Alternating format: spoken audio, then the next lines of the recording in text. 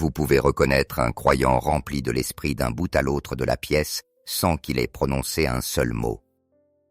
Il y a simplement quelque chose de différent dans sa vie, dans sa posture, dans sa présence, qui rayonne du surnaturel.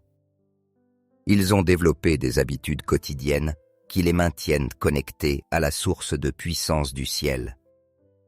La plupart des chrétiens prient une fois pour être remplis de l'esprit, mais ceux qui sont véritablement remplis ont découvert le secret pour rester remplis chaque jour. Les religieux ont des habitudes liées à l'Église, mais les croyants remplis de l'esprit ont des habitudes de vie qui transforment des journées ordinaires en journées surnaturelles. Ils ont compris qu'être remplis de l'esprit n'est pas un événement unique, mais un style de vie quotidien qui demande des pratiques, des attitudes et des priorités précises. La toute première habitude de ces croyants est leur engagement constant à la dévotion matinale avec Dieu. Les croyants remplis de l'esprit ne touchent jamais à leur téléphone le matin avant d'avoir passé un temps de qualité avec Dieu. Ils ont appris que la manière dont ils commencent leur journée détermine comment ils vivront le reste de celle-ci. Ils privilégient la communion avec Dieu avant toute communication avec qui que ce soit. Peu importe l'urgence de la situation, ils placent toujours la prière avant les problèmes et l'adoration avant le travail. Leur routine matinale ne consiste pas seulement à commencer la journée, mais à établir une atmosphère spirituelle pour tout ce qui va suivre. Dans Marc 1,35, nous voyons l'exemple de Jésus. Le matin, longtemps avant le jour, il se leva, sortit et s'en alla dans un lieu désert où il pria. Le mot grec pour matin est proi, qui se réfère à la 4e veille de la nuit, entre 3h et 6h. Jésus a donné priorité à la communion avec le Père avant que sa journée ne soit remplie par les exigences du ministère. Cette habitude n'a rien d'une obligation légaliste. Il s'agit de créer un espace pour que le Saint-Esprit vous remplisse, vous guide et vous prépare à ce qui vient.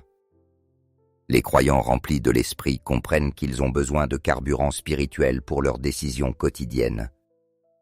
C'est pourquoi Jésus a dit « Donne-nous aujourd'hui notre pain quotidien ». Ce que vous faites durant la première heure de votre journée détermine ce que l'Esprit fera à travers vous pour le reste du jour. Habitude en DEG 2, une soumission totale au Saint-Esprit. Ces croyants ont développé une sensibilité à ces impulsions et la discipline d'obéir immédiatement lorsqu'ils parlent. Ils ne négocient pas, ne discutent pas la voix de Dieu. Ils demandent rarement « pourquoi ». Quand l'Esprit dit « avance », ils avancent. Quand il dit « arrête », ils s'arrêtent. Quand il dit « parle », ils parlent. Dans Actes 16, 6, 10, nous voyons Paul et son équipe dirigés par l'Esprit, parfois empêchés d'aller dans certaines directions, parfois appelés dans des lieux précis. Leur efficacité dépendait directement de leur sensibilité et de leur obéissance.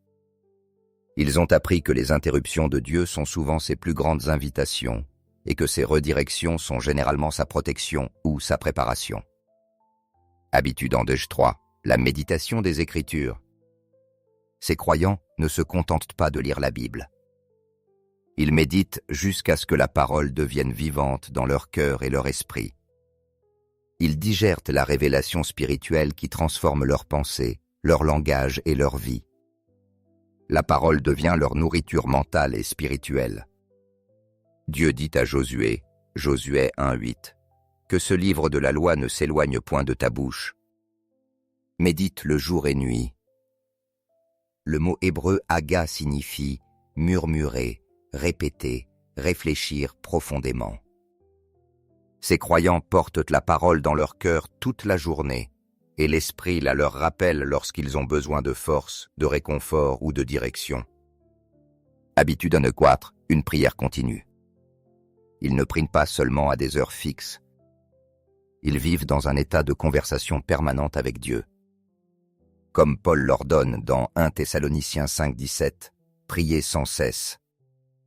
Cela ne veut pas dire être constamment à genoux, mais garder une ligne de communication ouverte avec le ciel. Habitude indulgente, parler la vie et la vérité. Ces croyants savent que leurs paroles ont du pouvoir. Ils choisissent de proclamer la vie, la vérité et l'espérance au lieu de la mort, du mensonge et du désespoir. Ils déclarent les promesses de Dieu et créent une atmosphère spirituelle propice à sa présence. Habitude indulgente, marcher dans l'amour et le pardon. Ils pardonnent rapidement, relâchent les offenses et choisissent l'amour, même face à la haine. Ils savent que l'amertume et l'inimitié attristent le Saint-Esprit. Éphésiens 4:30. Garder rancune, c'est boire du poison en espérant que l'autre en mourra. Habitude indulgente. Chercher la direction de Dieu dans chaque décision, plutôt que de s'appuyer sur la logique ou les émotions. Ils demandent au Saint-Esprit de les guider dans chaque choix, grand ou petit. Travail, relations, finances, emploi du temps. Cela transforme la prise de décision en un dialogue paisible avec Dieu. Habitude indulgente, le jeûne et la discipline spirituelle.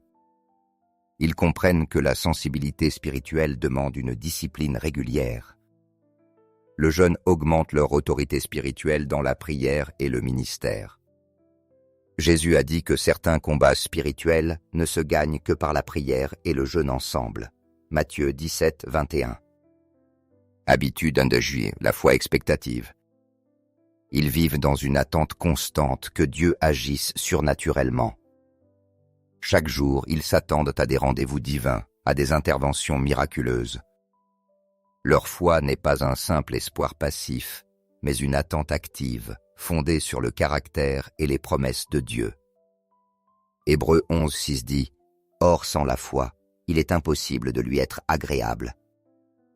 Le mot grec pour « rémunérateur » signifie « celui qui paye un salaire ». La foi expectative attire l'intervention surnaturelle de Dieu et transforme les miracles en une norme quotidienne.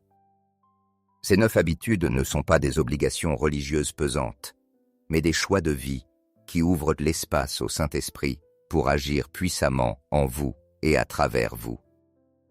Le but n'est pas de les pratiquer parfaitement, mais de les vivre avec constance. Commencez par une ou deux, et laissez l'Esprit vous aider à grandir dans la discipline spirituelle. Souvenez-vous, ces pratiques ne servent pas à mériter la faveur de Dieu, mais à vous positionner pour recevoir et conserver la plénitude de son Esprit dans votre vie quotidienne. Si vous aimez nos vidéos, n'hésitez pas à vous abonner à notre chaîne YouTube.